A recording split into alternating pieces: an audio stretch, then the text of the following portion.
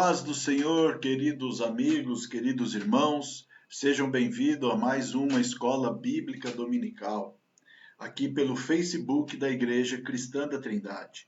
Todo domingo, você já sabe, né, às 17 horas, eu e outros professores entramos aqui ao vivo para falarmos a respeito da Palavra de Deus. Amém? Deixa eu só arrumar um negocinho aqui.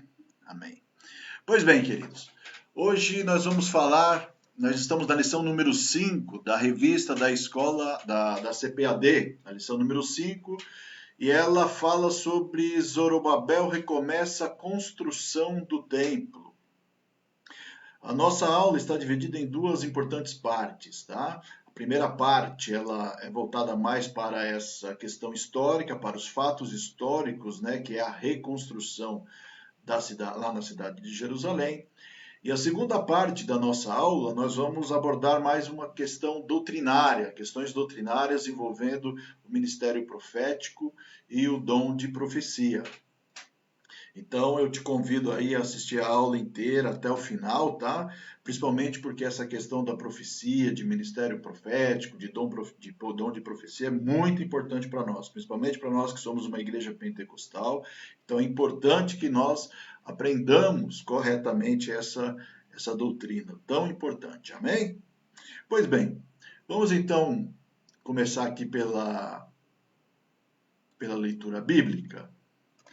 São 3 textos que nós vamos ler agora. O primeiro dele é Esdras, capítulo 5, versículo 1 e 2. Vamos lá. Ora, os profetas Ageu e Zacarias, descendente de Ido, profetizaram aos judeus de Judá e de Jerusalém, em nome do Deus de Israel que estava sobre eles.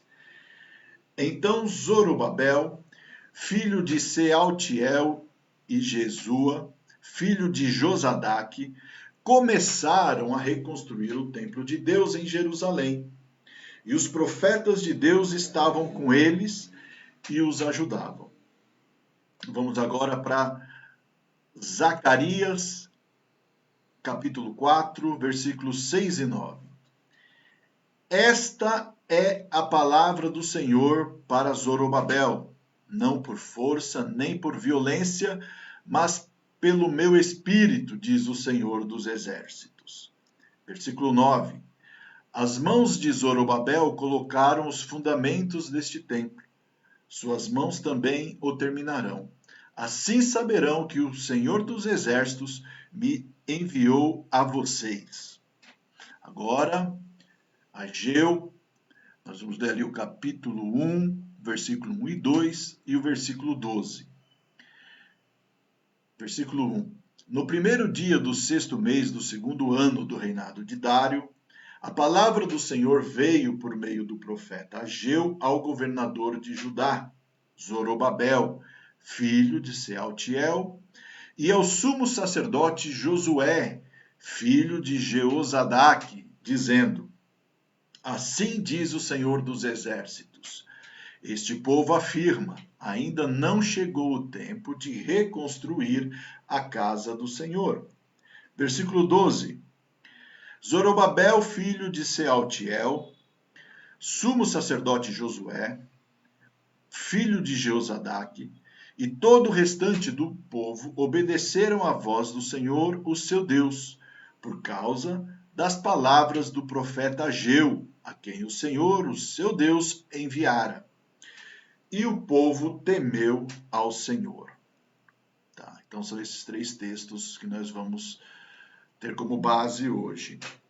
Queridos, é importante nós fazermos agora uma recapitulação das aulas anteriores, até para que nós possamos aí colocar o fio, fazer um fio da meada, né? E concatenar os fatos para a gente poder entender a aula de hoje. Aliás, eu quero fazer até um convite para você. Você que está entrando aqui pela primeira vez no Facebook da Igreja Cristã da Trindade, no Facebook nós vamos encontrar as outras aulas. Todas as aulas estão gravadas e arquivadas lá no Facebook da igreja. Então você pode ir lá, acessar as outras aulas e aí você vai entender toda essa continuidade, porque nossas aulas aqui elas estão sendo sequenciais, os assuntos são sequencial. Mas eu vou fazer um breve resumo, recapitulando as aulas anteriores, para a gente poder contextualizar a aula de hoje. Lá atrás nós vimos que no ano de 586 a.C., o Império Babilônico invadiu o reino de Judá e destruiu a cidade de Jerusalém, devastou toda a cidade, destruiu o templo dos judeus e fez o povo cativo, aprisionou o povo e levou para a capital do império, que era a cidade da Babilônia. Então o povo foi cativo lá para a cidade da Babilônia. E eles permaneceram lá na Babilônia pelo período de 70 anos. Foram 70 anos de cativeiro naquele exílio. No final desse período, Deus despertou um rei persa chamado Ciro, e Ciro editou um decreto autorizando o retorno do povo judeu à cidade de Jerusalém, para reconstruir a cidade, reconstruir o templo. Então isso foi um motivo de muita alegria para o povo se alegrou grandiosamente, porque Deus estava dando a oportunidade deles retornarem à cidade para reconstruírem principalmente o templo que havia sido construído por Salomão e foi destruído pelo Império Babilônico.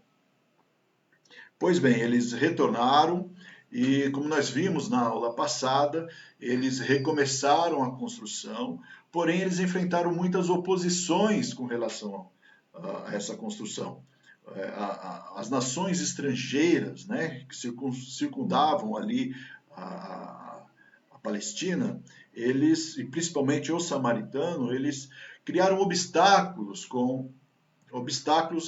a essa reconstrução do templo e da cidade de Jerusalém. Então, os samaritanos foram até o rei Artaxerxes, né, e lá inventaram algumas histórias a respeito dos judeus e pediram para que as obras fossem paralisadas. E, de fato, as obras foram paralisadas, o rei Artaxerxes paralisou as obras, e as obras ficaram paralisadas pelo período de 15 anos, foram 15 anos de paralisação. E aí nós chegamos na aula de hoje. Na aula passada nós terminamos com essa paralisação, o povo estava desolado, né? Uma tristeza muito grande tomou conta de todo o povo judeu, né? Então, assim, estavam desesperançados, toda aquela alegria inicial, quando eles haviam sido autorizados pelo rei Ciro, aquilo ali havia acabado, e entraram ali numa profunda depressão.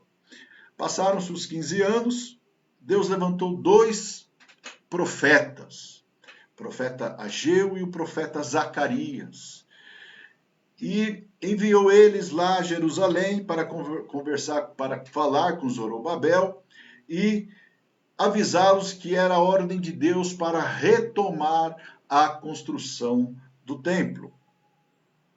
É certo que o governador da Palestina, naquele momento que viu que o povo começou a reconstruir o templo, ele foi até o rei, nessa época era o rei Dário que reinava, foram até o rei Dário e falou, o povo judeu estão retomando a construção do templo. E eles estão dizendo que eles tinham sido autorizados pelo rei Ciro.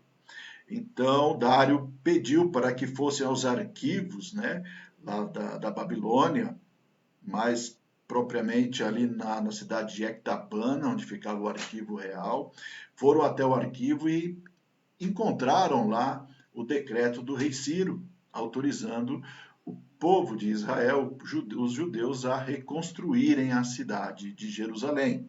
Então, Dário, com base nesse decreto, ele manteve a autorização e o povo retomou a construção livremente até o seu fim. Mas vamos lá, vamos tratar a respeito de algumas personagens desta história. Eu trouxe aqui algumas biografias importantes para nós conhecermos os principais personagens dessa história. O primeiro deles aqui é o profeta Ageu, né? A Bíblia ela não relata seus ascendentes ou descendentes. Então a gente não sabe quem são os pais de Ageu e nem se ele deixou filhos ou algum descendente lá nos judeus. Provavelmente porque Ageu era uma pessoa, era um profeta muito conhecido. A comunidade judaica na Babilônia ela não era muito grande. E então, provavelmente ele era muito conhecido, então a Bíblia dispensou maiores apresentações com relação ao Ageu. Porém, a tradição antiga, aqui eu estou dizendo que é a tradição cristã, ela dizia que Ageu era um sacerdote. Mas isso, queridos, está lá dentro da tradição. Não podemos afirmar de fato que ele era sacerdote, ele era da linha sacerdotal de Arão. Não dá para afirmar isso, mas a tradição cristã tem dito isso. Provavelmente ele já era um homem idoso quando profetizou e que tinha visto o templo antes da destruição. Nós inferimos isso porque a palavra, a mensagem que Ageu entregou para o povo era uma mensagem muito dura e revestida de autoridade. Revestida de autoridade. Então, nós podemos, a partir daí, pressupor que Ageu lhe gozava de um certo prestígio entre os judeus. E, normalmente, um profeta, para gozar dessa credibilidade, deste prestígio, ele tinha uma certa idade, razão pela qual nós inferimos que ele já era um homem muito idoso quando profetizou. Suas profecias foram entregues no intervalo de 15 semanas, entre agosto e novembro de 520 a.C. Amém? Próxima personagem aqui é o profeta Zacarias. Zacarias, aí ele já tem uma apresentação. Filho de Berequias e neto de Ido, levita. Né? Então ele era neto de um levita, logo nós presumimos que ele era um sacerdote. Né? Tudo indica de que Zacarias realmente era sacerdote da linhagem levita. Né? Ele era um levita, logo ele era um sacerdote. Ele era um estudioso dos livros sagrados e mestre na lei. Né? Então, assim, como o templo deixou de existir, logo não havia mais a necessidade do ofício dos sacerdotes. Então, Zacarias, ele se aplicou nos estudos da Escritura. Né? Ele era um mestre na lei e professor de interpretação. Então, Zacarias era versado, muito bem versado, nos livros sagrados. Uma outra curiosidade, essa aqui também eu acho muito interessante, que Zacarias ele é o segundo maior profeta a profetizar sobre o Messias, sobre Jesus Cristo. Então, depois de Isaías, Zacarias é aquele profeta que mais falou a respeito do Messias. Então, se você quiser ali entender um pouco mais a respeito dessas profecias messiânicas, Zacarias tem bastante coisa. Amém? O próximo personagem da nossa história é o Zorobabel. Né? O Zorobabel é o agente político dessa história. É aquele que foi nomeado pelo governador para fazer a interlocução entre o povo judeu e o Império Medo-Persa. Aí, no caso, nós estamos falando, foi nomeado pelo Dário.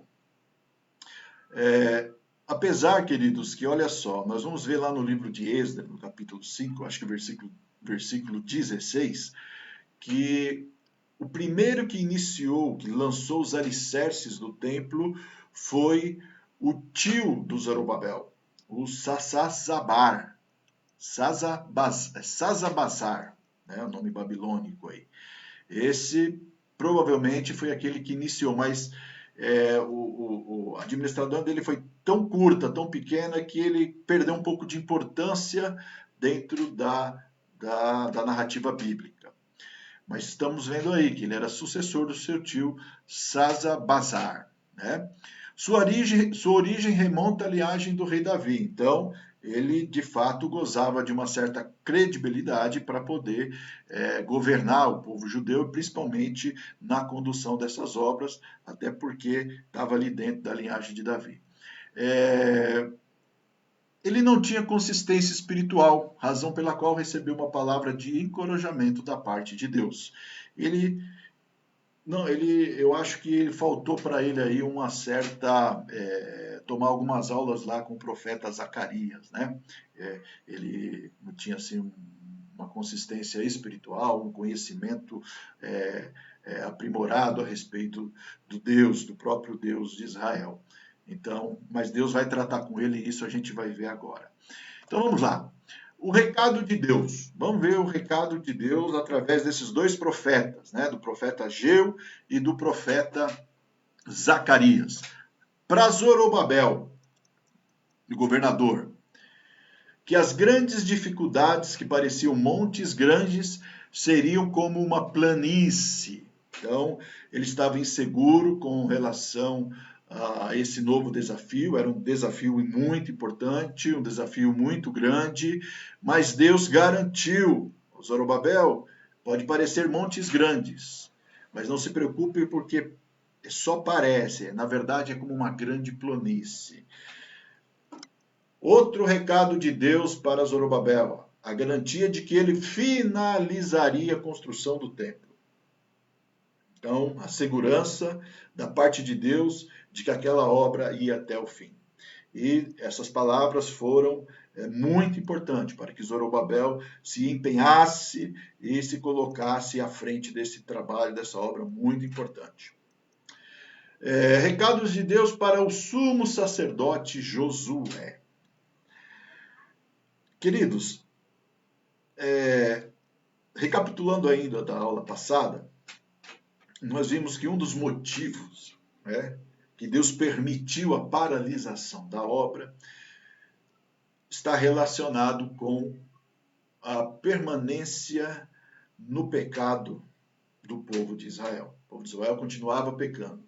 Principalmente, eles estavam se misturando, né? Estavam casando com pessoas estrangeiras, pessoas fora ali da nação judaica.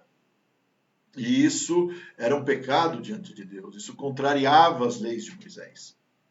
Isso maculava a pureza que Deus tanto desejou para aquele povo. E, inclusive, esse pecado estava ali entre os sacerdotes. Né? Os sacerdotes também estavam envolvidos com os casamentos espúrios. E tudo isso fez com que a obra também paralisasse. Foi um dos motivos pela qual a obra paralisou. Mas Deus tinha também uma mensagem para o sumo sacerdote, porque a pessoa do sumo sacerdote na reconstrução do templo é muito importante. Ele é muito importante, porque o templo é o lugar onde o sacerdote irá oficiar, né, oficiar o seu ministério. Então, ele estava ali sempre supervisionando para ver se estava de acordo com os planos de Deus. Então, o que Deus fala para o sumo sacerdote Josué? Ele dá a ele vestes novas, né? Zacarias capítulo 3, versículo 4, coloca sobre ele uma mitra limpa e dá perdão e restauração. Olha aí que obra maravilhosa Deus fez na vida do sumo sacerdote Josué. Queridos, aqui embaixo, vestes novas e mitra limpa, vamos ressaltar, não tem nada a ver com prosperidade material, tá? Não tem nada a ver com isso. Nós estamos falando de restauração espiritual, uma nova vida. Quando eu falo em vestes novas e mitra limpa, representa uma metáfora para representar uma nova vida diante de Deus. Amém? Vamos lá, vamos continuar. O recado de Deus para o povo. Recado de Deus para o povo. Ageu mostrou ao povo que os prejuízos materiais que haviam sofrido eram consequência da omissão frente ao dever que tinham com a casa do Senhor. Olha aí que interessante. Isso está lá em Ageu, no capítulo 1, do versículo 6 a 9. E eu quero convidar você para nós fazermos uma rápida leitura desse trecho. Então, Ageu, capítulo 1, se você está com a sua Bíblia, abre ela aí, do versículo 6 a 9. Vamos fazer essa leitura bem rápida. Olha lá. Diz assim: vocês têm plantado muito e colhido pouco. Vocês comem, mas não se fartam. Bebem, mas não se satisfazem. Vestem-se, mas não se aquecem. Aquele que recebe salário, recebe-o para colocá-lo numa bolsa furada.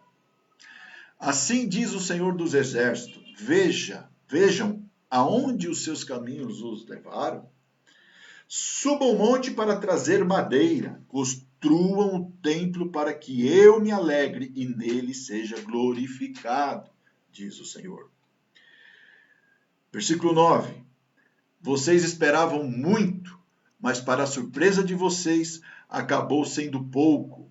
E o que vocês trouxeram para casa eu dissipei com um sopro.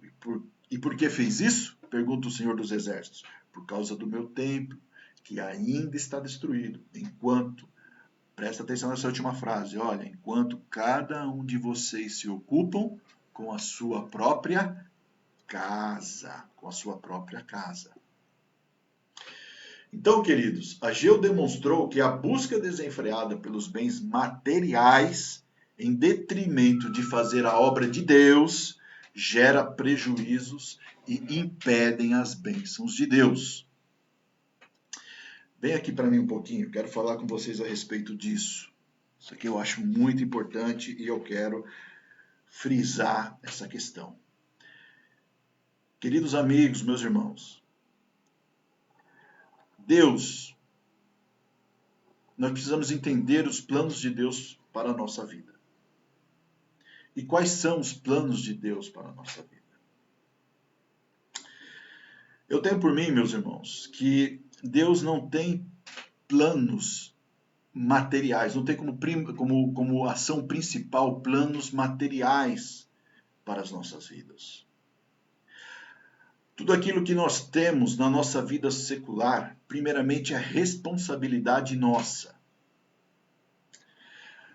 Você é responsável pelo teu casamento, pela escolha do teu casamento. Você é responsável pela educação dos teus filhos. Você é responsável pela escolha da tua profissão, do teu curso. Isso tudo é responsabilidade sua. A casa que você vai morar também é responsabilidade sua. É tudo fruto do teu trabalho. O que nós precisamos entender é se nós estamos colocando tudo isso diante de Deus. É se você tem convidado Deus para fazer parte do teu casamento. Se você tem convidado Deus para fazer parte dos teus negócios. Se você tem glorificado a Deus com a tua vida secular. Você projeta, você faz os planos e você coloca tudo isso diante de Deus. Vocês estão entendendo a diferença? Mas, professor Marco, quais são os planos de Deus para a minha vida? Queridos, Deus tem primordialmente 2 planos para a nossa vida. Primeiro plano de Deus para a nossa vida é a salvação da nossa alma. É a libertação do pecado. Esse é o principal, eu diria, esse é o principal plano de Deus para a nossa vida. O segundo plano de Deus, aquilo que Deus requer de nós, daquilo que Ele planejou para que nós executássemos aqui na terra, sermos testemunhas de Jesus Cristo, pregarmos o Evangelho, fazermos a obra de Deus. Estes são os planos principais para a nossa vida. Os planos principais de Deus para a nossa vida estão no âmbito espiritual, não material. O que acontece na nossa vida secular é responsabilidade nossa. Nós só precisamos entender que Deus tem que ser glorificado naquilo que nós fazemos na nossa vida secular. Mas precisamos entender também que Deus tem planos em âmbito espiritual para a sua igreja, para mim e para você. Isso é muito importante. O povo lá, o povo judeu, o povo de Israel, eles não entenderam isso. Eles não entenderam. Eles desanimaram e deixaram a obra lá parada, não foram atrás, não tinham ânimo. É a obra de Deus, Deus cuida, Deus, ele que... Não sei, isso não tem nada a ver comigo. Se preocuparam com os seus confortos. Se preocuparam com a sua vida material e deixaram de lado a obra de Deus. Porém, está aqui, o profeta exortou o povo a buscar a Deus e o estimulou a edificar o templo. Ageu 1:8. Pois bem, resultado das mensagens dos profetas. Primeiro, renovação das forças para trabalhar na obra de Deus, coragem para enfrentar o desafio e impulso espiritual. Esses três aspectos estavam diretamente relacionados com a profecia que Ageu e Zacarias entregou para o povo. O que mais? Pois bem, então aqui nós encerramos essa parte histórica.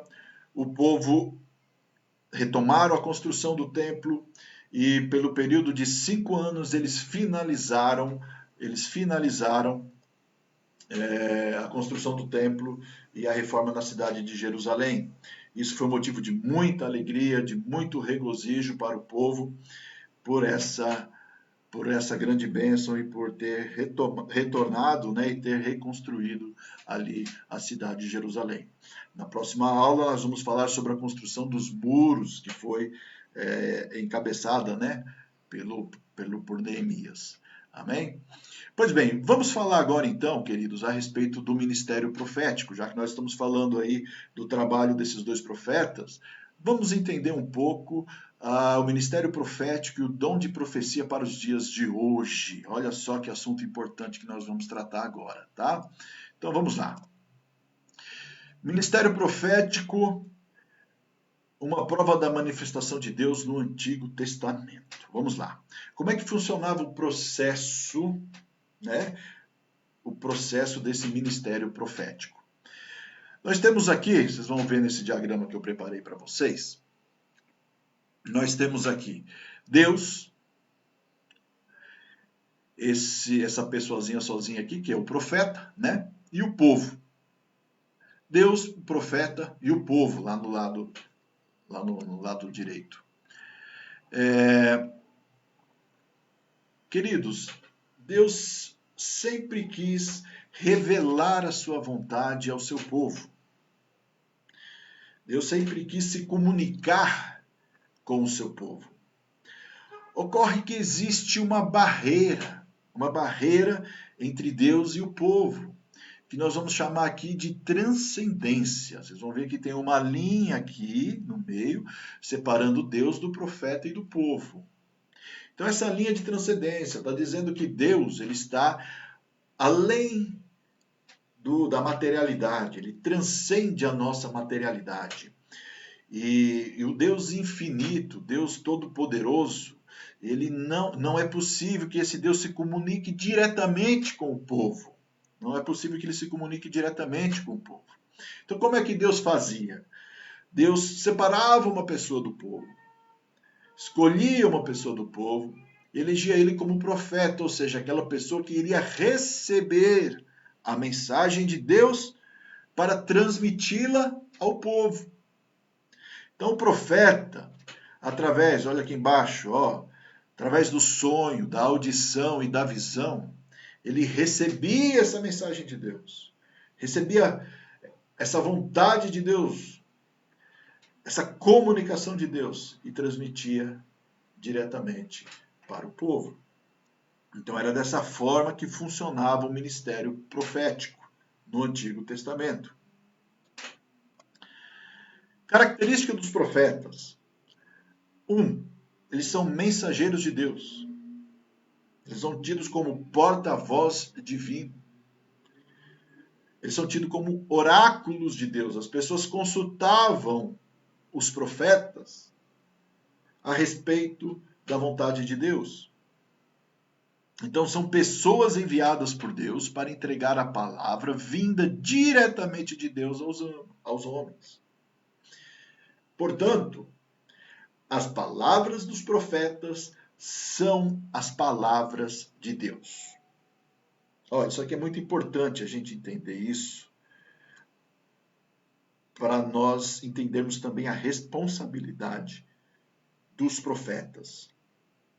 Eles não estão falando, eles estão falando palavras deles, da boca deles, pensamento deles, da consciência deles. Não. Eles estão falando palavras que vêm diretamente, são palavras divinas, de origem divinas, vêm diretamente de Deus. E aqui eu trouxe 3 versículos que atestam isso. Porém, minhas palavras na sua boca, Deuteronômio 18, versículo 18. Agora ponho em sua boca as minhas palavras. Olha lá, Jeremias, capítulo 1, versículo 9. Você lhes falará as minhas palavras. Ezequiel, capítulo 3, versículo 17. Então, queridos, não acreditar ou desobedecer às palavras do profeta é não acreditar ou desobedecer ao próprio Deus. Olha só como era importante esse ofício de profeta, esse ministério profético entre os judeus. Não acreditar, desobedecer à palavra do profeta é não acreditar ou desobedecer ao próprio Deus, aquilo que o profeta falava, que eram as palavras de Deus na sua boca. Se não fosse acreditado ou fossem desobedecidas, eles estavam desobedecendo o próprio Deus. Portanto, o profeta ele é revestido de autoridade divina para falar e tem responsabilidade quanto ao que diz. Vamos dar uma olhada aqui? Coloquei aqui Deuteronômio capítulo 18, versículo 19 e 20. Olha, lê comigo. Se alguém não ouvir as minhas palavras, que o profeta falará em meu nome, eu mesmo lhe pedirei contas. Mas o profeta que ousar falar em meu nome alguma coisa que eu não lhe ordenei, ou que falar em nome de outros deuses, terá que ser morto. Viu aí como que a responsabilidade do profeta é algo... É muito difícil. Ser profeta é difícil. Brincar com a palavra de Deus é coisa séria. Essa é a mensagem de Deuteronômio 18 para nós.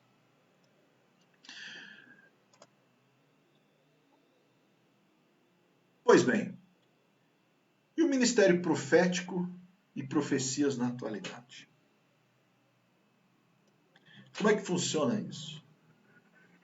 Existe ministério profético hoje em dia?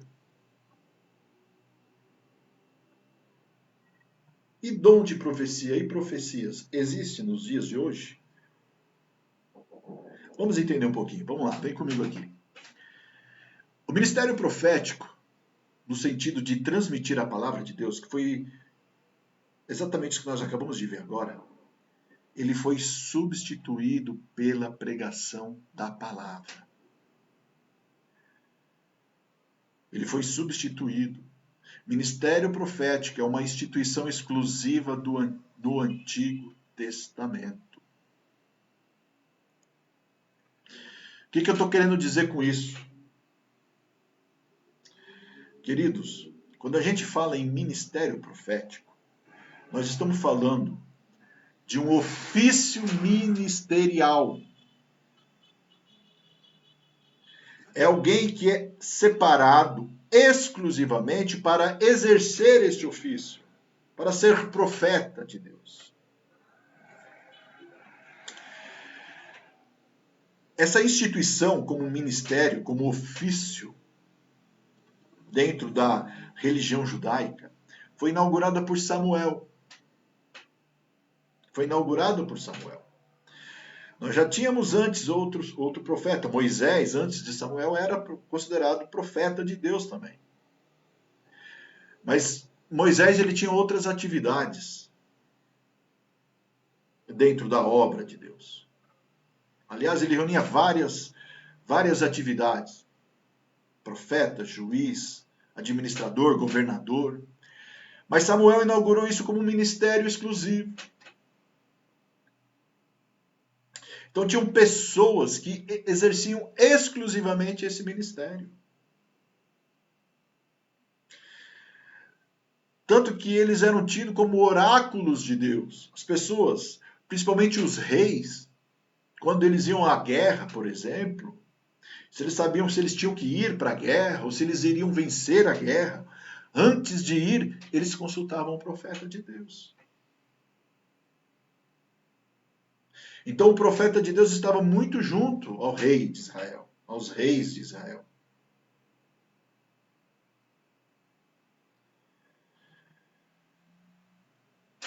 Queridos, o que não temos mais hoje em dia. Então eu tenho muita dificuldade com pessoas que dizem que exercem exclusivamente esse ministério. Falando, ele tem um ministério profético.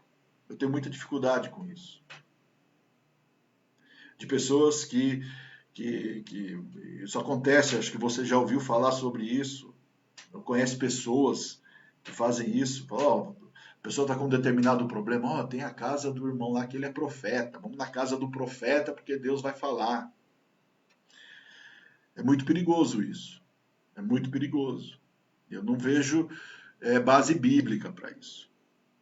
O ministério profético não tem mais.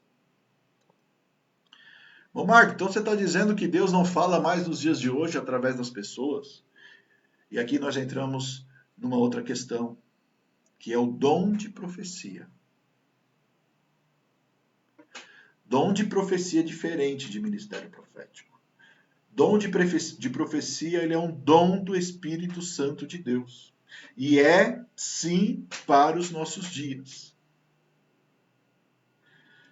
Nós, como uma igreja pentecostal, o que nos caracteriza, uma das principais características da nossa igreja é justamente a continuidade do agir sobrenatural do Espírito Santo.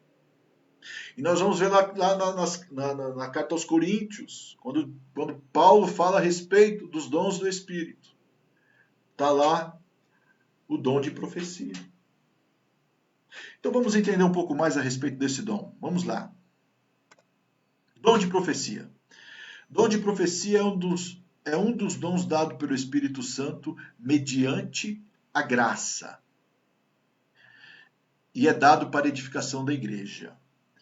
Então vamos lá. Olha só. Primeiro aspecto importante do dom de profecia. Ele é dado mediante a graça de Deus. Não existe mérito em mim. Não há nada em mim que me faça merecedor de receber um dom de Deus. Então, se eu profetizo, isso não me faz melhor do que ninguém. Isso não me faz um super crente ou coisa parecida. Eu tenho que entender que aquilo ali é graça pura de Deus. É algo que eu não mereço. Então, todos os dons de Deus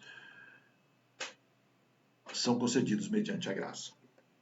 Queridos, dom de profecia ele é diferente da pregação.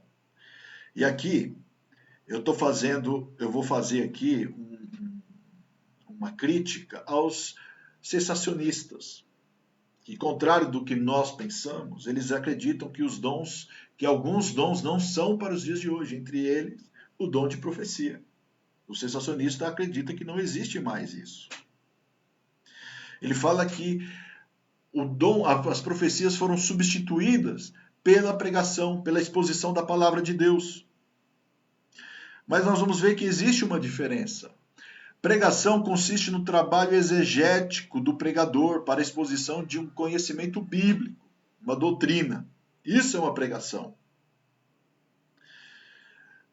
O pregador, ele se debruça sobre um texto da Bíblia, ele faz a interpretação desse texto, ele se torna conhecedor desse texto para transmitir a palavra de Deus que está ali nas Escrituras para a igreja.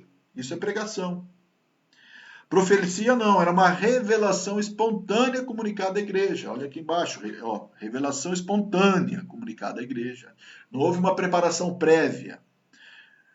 Olha aqui como a gente consegue discernir, identificar essas duas coisas através dos ensinos do apóstolo Paulo. 1 Coríntios, capítulo 14, versículo 6. Agora, irmãos, se eu for visitá-los e falar em línguas, em que lhes serei útil, a não ser que lhes leve alguma revelação ou conhecimento, ou profecia ou doutrina. Observe aqui que o apóstolo Paulo está trabalhando com pares de palavras para se referir a duas situações. Eu coloquei em amarelo, olha só, revelação e profecia, que é diferente de conhecimento ou doutrina. A pregação, ela está envolvida exclusivamente com conhecimento e doutrina. A profecia é uma revelação de Deus e ela é espontânea. Vamos continuar aqui. Olha só, características do dom de profecia. É espontânea. 1 Coríntios, capítulo 14, versículo 29 e 30. Tratando-se de profetas, falem 2 ou 3, e os outros julguem cuidadosamente o que foi dito. Né? Versículo 30. Se vier uma revelação a alguém que está sentado, cale-se o primeiro. Olha, é espontâneo. Se vier, pode não vir. Pode não vir.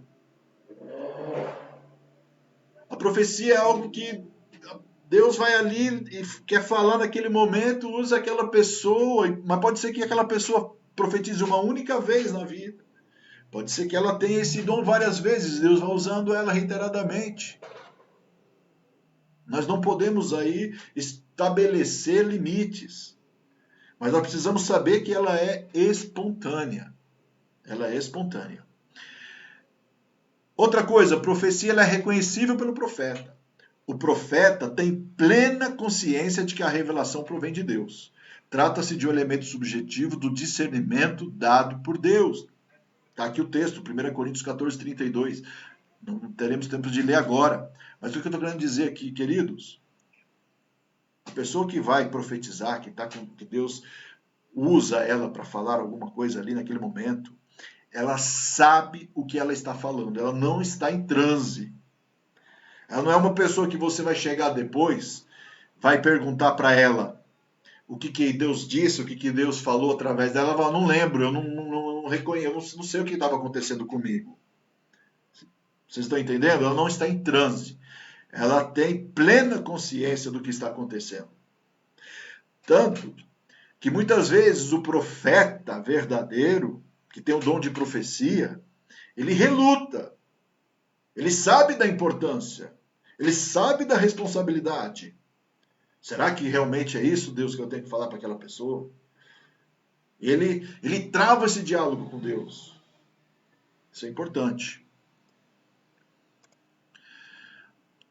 Outra coisa, a revelação, já estamos caminhando para o final. A revelação se relaciona com a perspectiva de Deus. Profecia não é uma revelação mágica, um insight misterioso ou predição futura para satisfazer a curiosidade ou desejos humanos. Eu grifei aqui, coloquei em amarelo em destaque. Curiosidade ou desejo não é para satisfazer curiosidade de ninguém. Então, meus irmãos, eu tenho também dificuldade com isso. Ó, quando a pessoa procura profeta para saber com quem que vai casar, para saber se aquele emprego é um emprego para ele, para saber se ele vai comprar casa, para saber o que Deus tem para ele no futuro. Profecia não é para isso, não. Isso é adivinhação, é predição futura. Isso não tem nada a ver com o propósito de Deus. A profecia não é para satisfazer curiosidade humana. Revelação divina, olha aqui no slide, nos permite ver os fatos em relação aos propósitos de Deus e não contraria as Escrituras. aos propósitos de Deus. Quais são esses propósitos, irmão Marco?